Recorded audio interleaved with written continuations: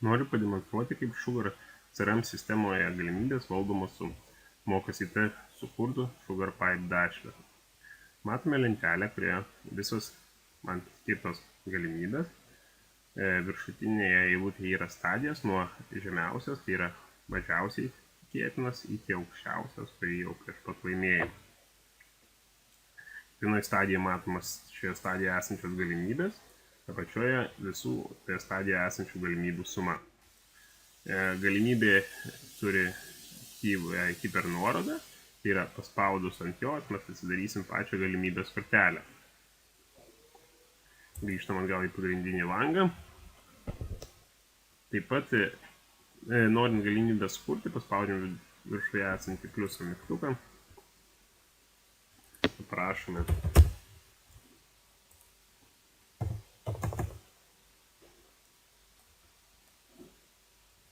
Ir paspaudžiam išsaugoti.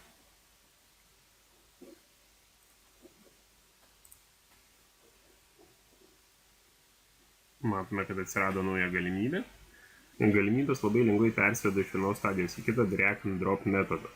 Paėmus mūsų naują sukurtą galimybę, sakykime, numetam ją į sekančią stadiją ir matom, kad jau perėjo į kitą stadiją. Pasikeitė šios stadijoje esančių galimybių suma. Kai galimybę laimė, mes ją tiesiog numetam ant žalio mygtuko, kas reiškia galimybę laimėti. Jeigu pralaimėm, atitinkamai reikia ją numesti ant raudono mygtuko.